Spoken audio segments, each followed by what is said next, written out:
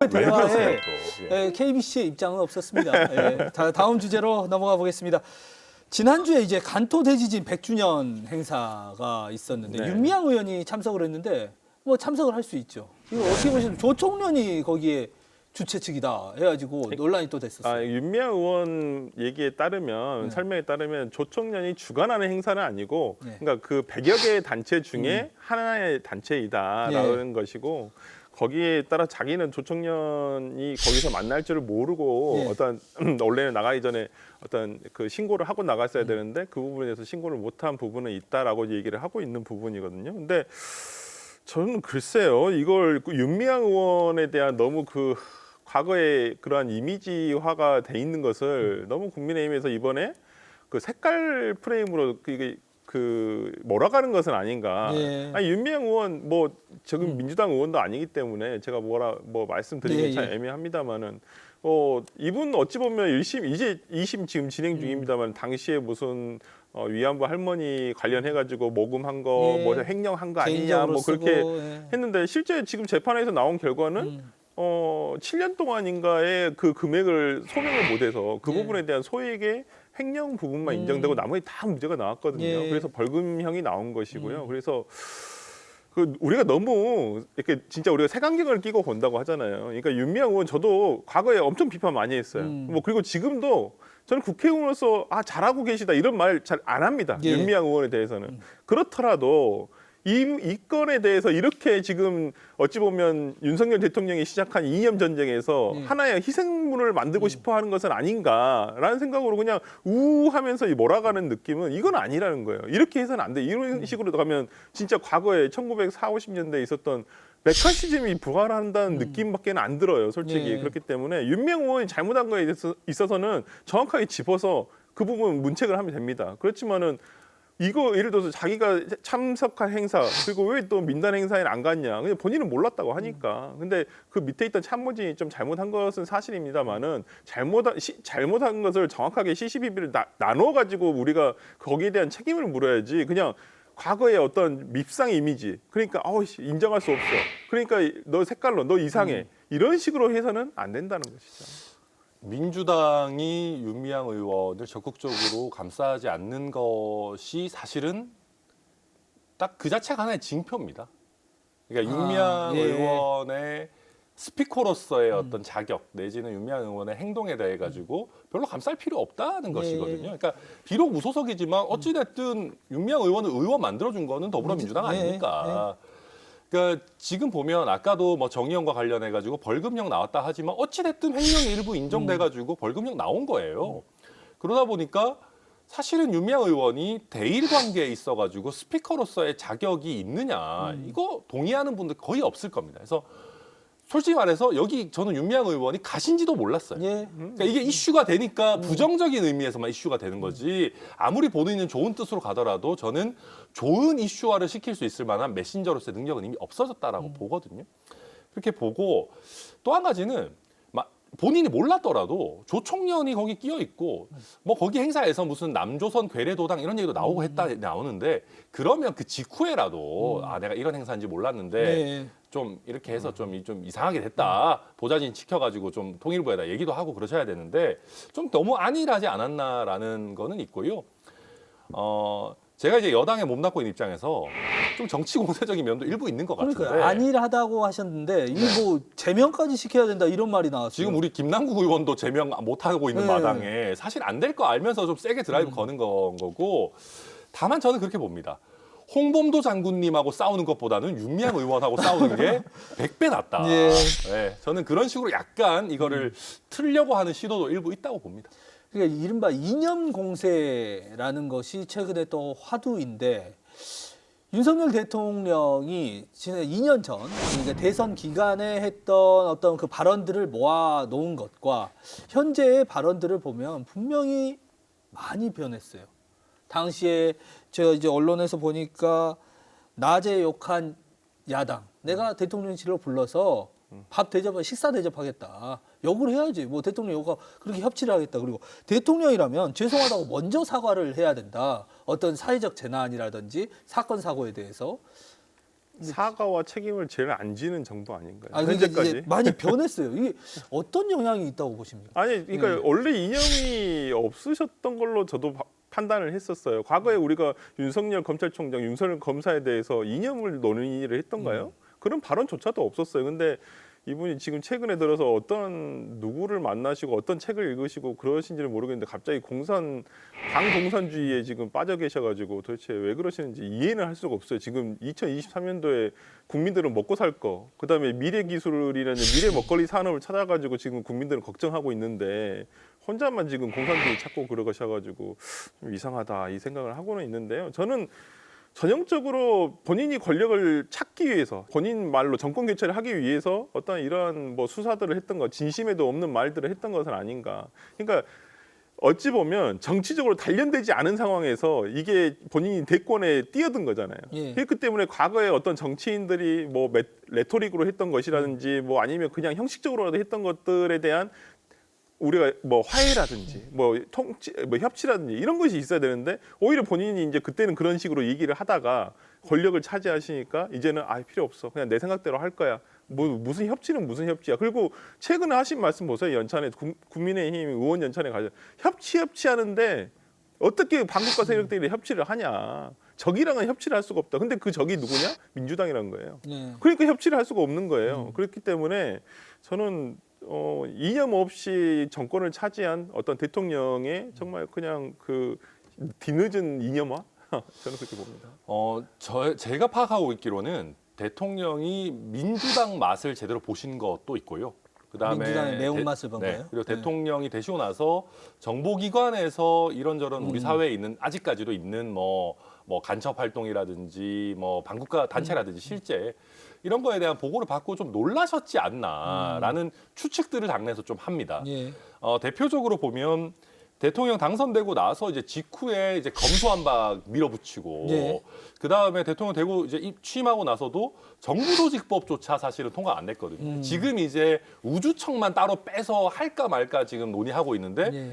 사실 보면 지금 벌써 임기가 1년 반 정도 이제 됐어요. 2년 다 돼가죠. 예. 그러다 보니까 아니 새 대통령이 들어왔는데 정부조직법조차 성실하게 협의 안 해주는 야당이 어디 있냐. 그리고 저희가 보면 정부 입법 중에 이제 주요 입법안 같은 것들을 쭉 내는데 민주당에서 받아주는 게 거의 없습니다. 예. 물론 철학의 차이도 있어서 그런 것도 있겠지만 대부분 엎어놓고 반대하는 것도 많아요. 예.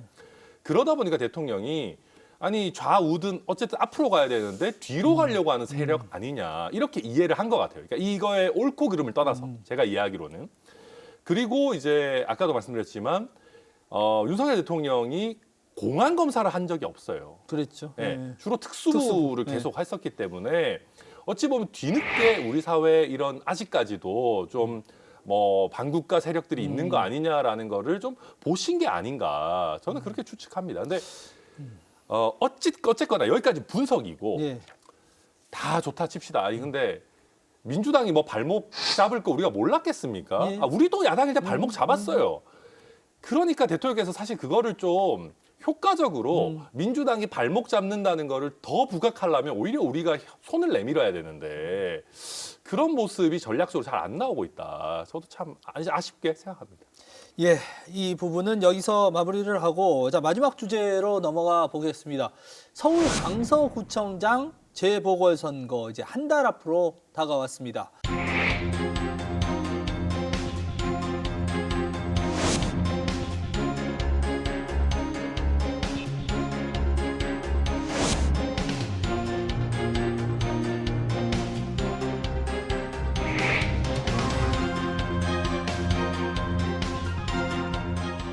사실 구청장 보궐선거 하나 있는 거 평상시 같으면 뭐 누가 관심이나 갖겠습니까?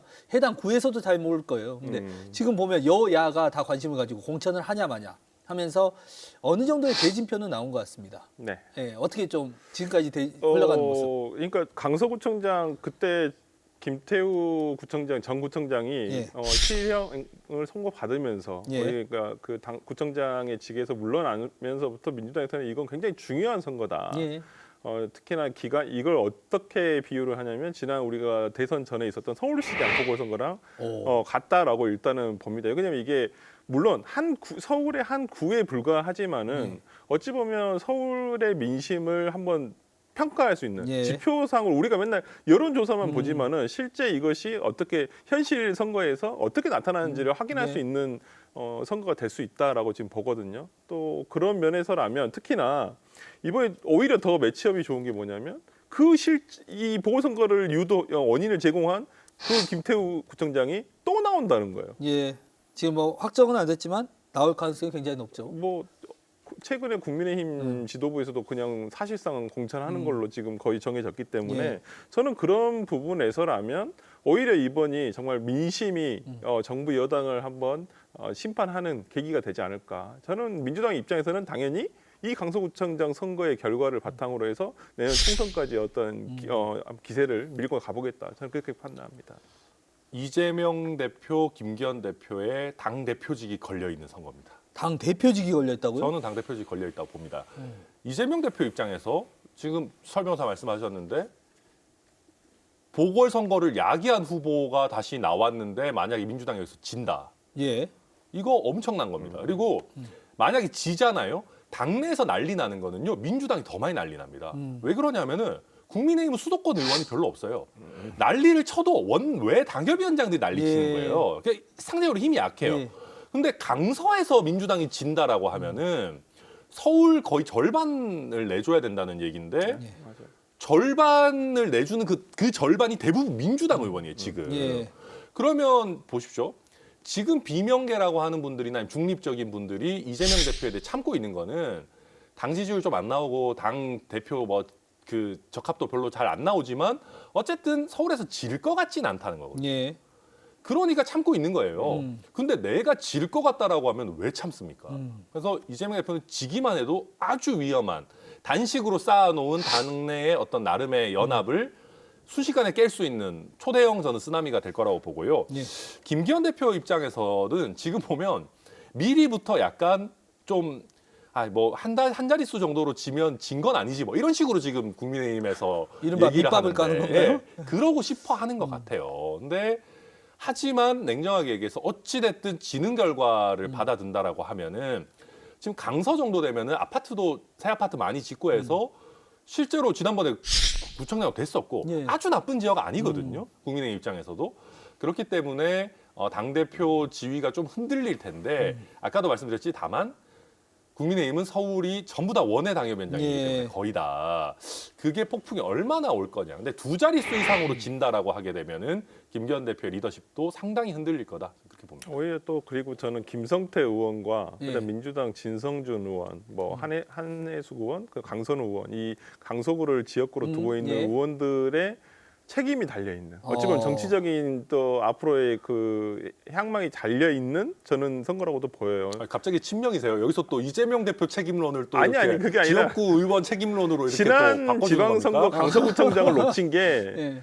진성준 의원의 어떤 그 좀 밀었던 후보가 안 됐어요. 약간 그런 당 내부적으로는 그런 얘기도 있고 그래서 이번엔 진성준 의원이 정말 절치부심해서 어떻게든 승리를 따내도록 승리를 따내는 게 중요한 게 아니라 정말 격차도 커야 돼요.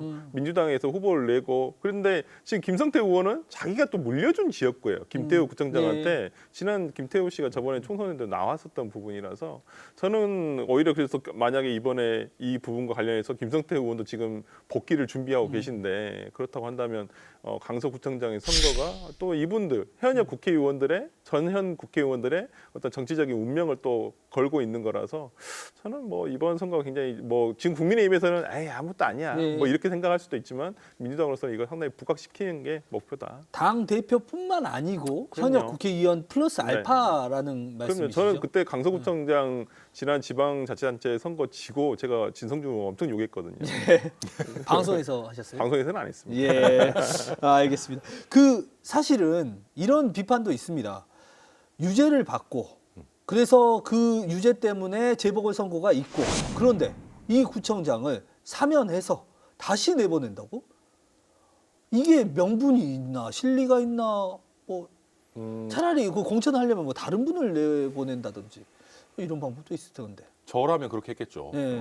근데 지금 보면 그 김태우 청장이라고 하는 인물을 생각보다 중요하게 보는 것 같아요. 당에서요? 네, 그러니까 윤석열 대통령의 탄생에 있어가지고 약간의 그 초석 역할을 한 걸로 보는 것 같습니다. 그때 이제 조국 장관이랑 뭐 유재수 감찰 무마 이런 거 했을 때 그때 김태우 전 구청장이 뭔가 그 이걸 공익 제보로 인정하든 않든 뭐 나름대로 위슬 블로잉을 했기 때문에 이게 일파만파 이렇게 돼가지고 결국 조국 사태나 뭐 여기까지 온 거 아니냐라고 생각하는 분들이 당내에 꽤 있는 것 같아요. 용산에도 그렇고.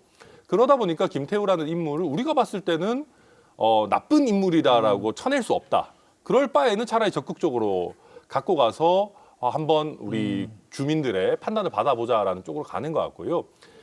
실리적인 이유도 있는 것 같아요. 그러니까 김태우 구청장 막 시끄럽고 뭐 사면되고 어쩌고저쩌고 했잖아요. 그 덕분에 강서구에서는 인지도가 100입니다. 그러니까 아마 강서구민들 중에 김태우라는 사람을 모르는 사람이 거의 없을 거예요. 왜냐하면 직접 구청장이기도 했고. 그러니까 민주당 후보랑 지금 여론조사를 내부적으로나 언론에서나 해보면 나쁘지 않거든요. 예.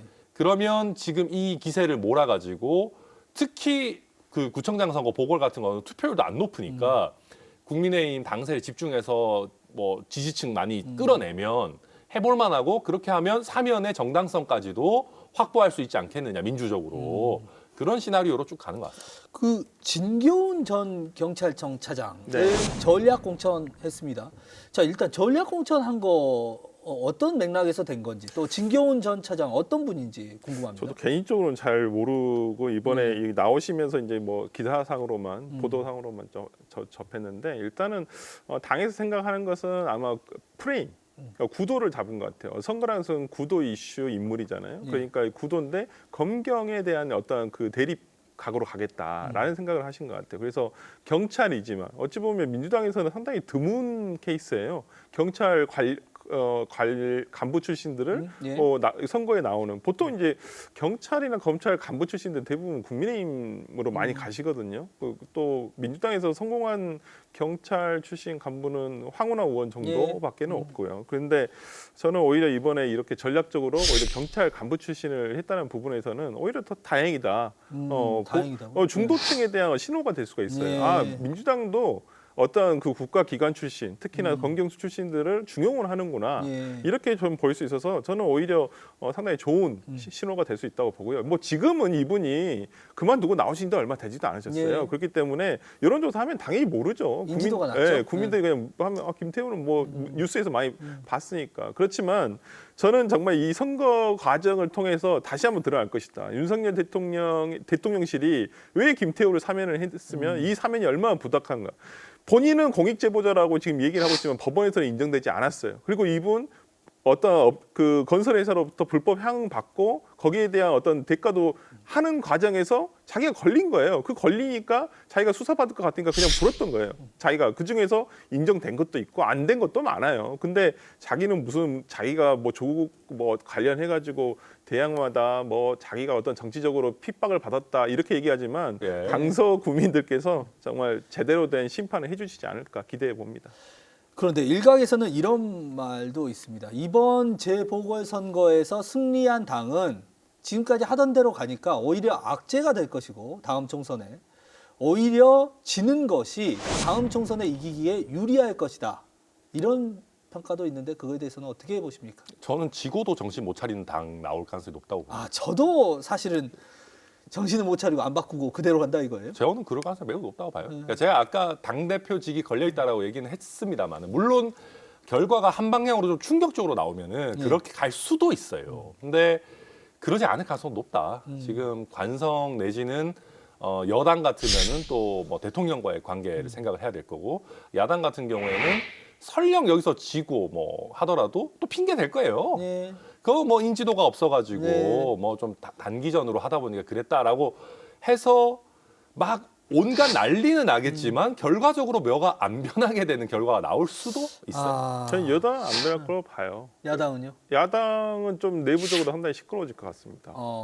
이거에 대한 책임을 져야죠. 왜냐하면 여기 경선을 뭐 하고 이거 전략을 하는 게 그 보통은 기초자치 구청장 선거 같으면 지역에서 그걸 다 하거든요. 그렇죠. 근데 이걸 중앙당에서 했어요. 그 후보군도 많았잖아요. 네, 지도부가 그것도 정했어요. 예. 그렇다고 하면 집행부, 뭐 당대표를 포함해서 집행부가 당연히 책임을 져야죠.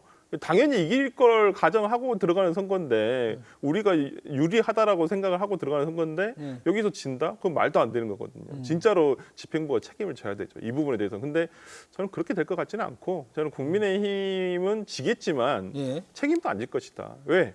이거 김태우 구청장에 대한 공천에 있어서 집행부의 생각은 아무것도 없어요. 그냥 대통령실이 하라고 하니까 그냥 마지못해서 그냥 우리는 안 하고 싶지만 어쩔 수 없어요 이러면서 하는 거라서 책임도 지지 않을 것이다. 시간이 갈수록 발언이 더 세지는데 아시겠습니까? 아니 근데 저는 정말로 저 가지고 바꿀 수 있다면은 방금 사회자 말씀하신 게 맞을 거예요. 왜냐하면 우리 그런 얘기 하잖아요. 민주당이 총선 너무 크게 이겨가지고 지난번에 대선에서 오히려 진 거 아니냐. 그러니까 뭐 국민의힘이든 민주당이든 이번에 사실 전체로 보면 작은 구청장 선거 한 개지만은 여기서 나오는 스코어를 가지고 뭔가 진짜로 변화를 주면 그 당이 총선 이길 건데 그걸 지금 몰라서 안 하고 있는 건 아니니까 양당 다 쉽지 않은 과정이 될 겁니다.